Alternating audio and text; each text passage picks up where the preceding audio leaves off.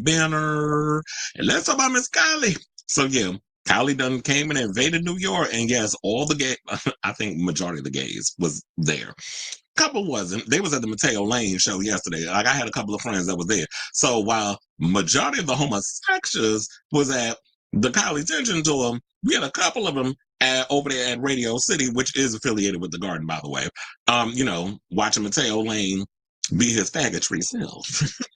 So we could say that, Gail. We could say faggotry over here because we idiots. But anyway, so yeah, so Kylie came. It was packed both nights. So, and I don't know. The one thing I was gonna say, I'm shocked, but I'm not really. Like she's put down roots in the pop lexicon for like 3 decades, and even there were people who weren't even like they only knew like the Locomotion or Can't Get You Out of My Head. Typical America, right? Like they would only know like maybe 1 song or 3 songs. But me, I was up in there singing "Gone." I was up in there singing "Lights, Camera, Action," which she opened with, and just that opening in itself is just so mesmerizing when you get the laser lights and then all the the build up and everything, and everybody's screaming and so excited to see her, and then she comes on, she's descending from the sky on a swing, singing "Lights, Camera, Action." Then it goes into "In Your Eyes," and then "Can't Get You Out of My" no, not "Can't Get You Out of My Head," that's later on. Get Out of My Way, and then "What Do I Have to Do," then "Come Into My World." So it kind of goes into that, and then after that, then we get the interlude where I think what was it? I think it was what was the song that I actually wanted? I think it was "Taboo." Oh wait, that was after. Because I was like, I wanted her to sing "Taboo," but the little interlude thing that they did with that, I was like, it's cute. But I did love, what really got me? When she did "Good Is Gone," I was like, yeah, she was hitting them notes, and then they had the background singers and the swaying and stuff. It was just funky. And it was like, shout out to the band, because the band was definitely doing a thing. Her mic was on. People were even gagging like, oh my gosh, she sounds good. I'm like, duh, where have y'all been? But I guess there's a lot of people who have never seen Kylie live. I have seen her live. Of course, like and she mentioned it. She was like, the last time I could say I came to New York was like, I think it was like 15 years ago when she did Webster Hall. And now she said, and this was yesterday when she said this, and she was just like, well, now I can say the last time I did a New York venue was last night. And everybody started screaming and stuff. And she even got emotional and choked up because I tell you, every person that does Madison Square Garden, regardless of how big they are or whatever, people are notoriously grateful when they do Madison Square Garden because we have one of the biggest reputations in regards of like standards and arena status. So it's like you can play any other arena, I'm like, okay, but you come to New York and you do the Garden, that is like the milestone. Not Barclays Center. Barclays Center looked like a downgrade, no shade. But which is why I'm kind of shocked that Nine Inch Nails isn't doing Madison Square Garden. I think they've done it before, but I think maybe it's because they are around the same time as I'm trying to remember who's performing. I think it was Tate McRae is the same day as them, so that's probably why they had to book the other arena out in Brooklyn. But yeah, so the my only issue with this with the set list is that it goes by so fast. First of all, I love the flow of the set list, and I know a lot of people was complaining because of the minimalist overall aspect of the show, but to me it all works. Especially like the first night I had like where they had me positioned or posted, it was like on the side, so I really couldn't see everything. I mean, you could see her and you could see the dancers and all the other stuff, but yesterday I was at the loft, so, and that's like one of the suites, so then I had direct eye line to like the stage and the big jumbotron screen, the 2 side screens, and the audio was just booming. Vocally, she was on point. I actually heard her when she was doing her what is it, the sound check, and she was on point. It's like, yeah, she'd be up in there doing stuff. And here's another thing too, that I love you, Madonna, but you need to take a lesson from Miss Kylie. She was supposed to go on at 9 o'clock, right? You want to know what time she went on? 8:55, both nights. So yeah, she started 5 minutes early. So Madonna, be a little grateful and have some respect for the time of your fans. And not think like, well, yeah, my show was intricate and this, that, and the other. I mean, sis, you knew that the 3 months you spent rehearsing. Like, have them when they do load in and set everything up. Them people should be making sure all the I's is dotted and all the T's is crossed before you get your ass up on that stage. And you need to at least do a soundtrack or whatever the case is early, because Kylie did hers around 5 o'clock. I know because I was at work and I heard her. So Kylie was up in there doing her rehearsal at 5 o'clock, and she went on at 8:55. So there's no excuse. I don't care how big you are. Now, speaking of Madonna, and I said, I said I love her, so I got to be critical as well. The rumor was that she was there last night. Now, I didn't see her. I heard some people saying that, she may have been there, whatever the case was. I know Michael Karpinski, who went both nights, was talking on something or another, because he told me his ticket, he was in section C. I'm like, oh, you on the floor. You got a good spot. Oh, and another thing is, like, halfway through the show, I'm trying to remember which song. Oh my God. Another thing too, I love the disco section. I wanted more of the disco section. The disco section was just giving me my life. I loved her doing Say Something, because it starts out as like just an acoustic version, and then they layer it and add the music in, and then the disco ball comes down, and then the light comes on the disco and shines in the entire arena. And at one part, I think it was yesterday, because I don't remember them doing it on Saturday. They did it a little bit, but I feel like on Sunday, everybody put the flashlights on during Say Something. And then when the disco thing comes in, so it looked really pretty. I would have loved to have filmed it, but when I'm working, I cannot be up in here making videos and taking pictures, although I did kind of sneak one in towards the end, and I sent it to a couple of people. I don't post it on like regular social media because, I get in trouble with it, but I did send it like in like a little messenger or whatever. It was like, yeah, I want to start to see like a little bit of the show. But I definitely love the disco section, and before that, when she gets to the disco, before she gets to the disco section, there is a segment, and I'm sure she does on all the shows because she has 2 stages. So she comes off the stage, I think right after I Should Be So Lucky. And then she kind of goes to the smaller stage, and that's when she does her little segment of like Say Something, and then it goes into Supernova, Real Groove, Monday Blues, Where Does the DJ Go? Once she does Where Does the DJ Go, she starts to make her way. Well, by the time I think around Real Groove, around the time she gets to the bigger stage again. And then after that, then I even liked when she did Confide in Me. And every now and then I'm like, okay, I don't want to hear this song. But it sounded so damn good what she was saying. I think I was just so excited because it was Kylie that I was just like, okay, all these songs, like I remember you would just sing Confide in Me and stuff. And I was like, oh God, here we go. But, and yeah, and I don't know if y'all go, I'm sure y'all can see this picture is like her backstage under the stage in her little dressing room they have, where she's doing like a quick touch up. The blue outfit is that's the opening outfit that she comes out in. So she's dolling up. And I have to say this, Kylie is beautiful in person. Like I've seen her before, but like she's even more stunning. She's so little, but she is so, she's stunningly beautiful. I even had like a lot of people who weren't really familiar with her, like my coworkers said, oh my gosh, she's so pretty. I was like, yes, Kylie is a beauty. So, actually that's what I'm saying. I like a lot of the song choices.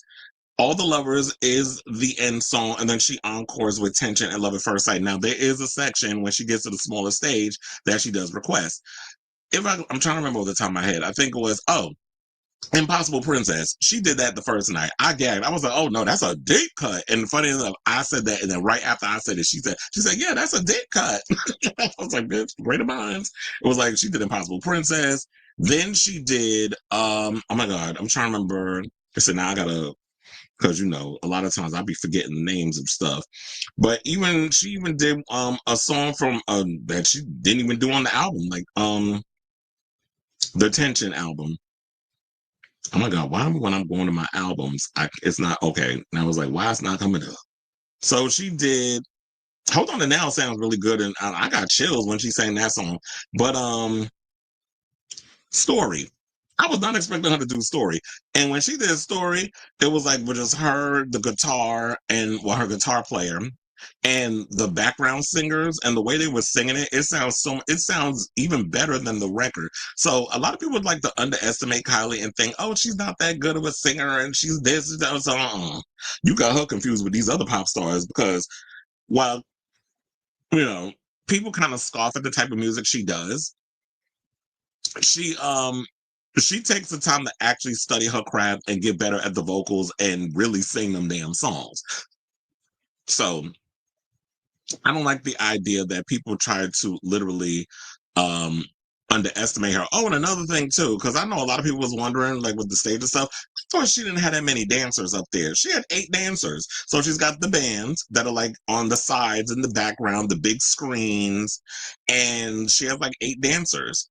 And the background singers who come out and does a thing with her. So I know a lot of people were complaining that they wanted pomp and circumstance and like how she gave us in the past when she would sing on laying on top of a guy with angel wings and flying through the arena, or she'd have like it'd be very Vegas showgirl with the water spouts and stuff, or people want her to come out on a like clinging to a skull, a giant skull, all the things that Kylie has given us on top of a horse, like during the Aphrodite era.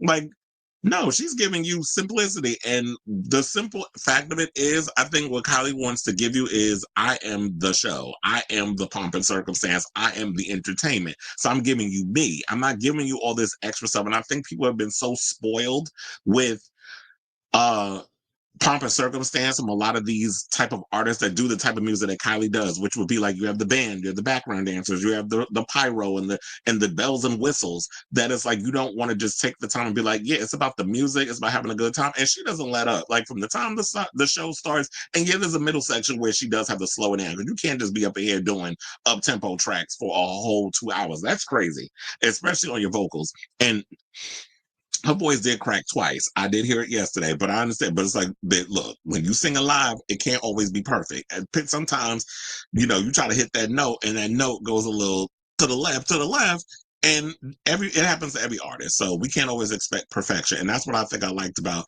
the show and how she was very engaging with the audience and was very grateful and thanked people so many times, especially in New York, for coming out and supporting the concert. So if you guys get a chance, I say definitely go out and check this concert out. It is worth the money. This is the picture of her on the smaller stage.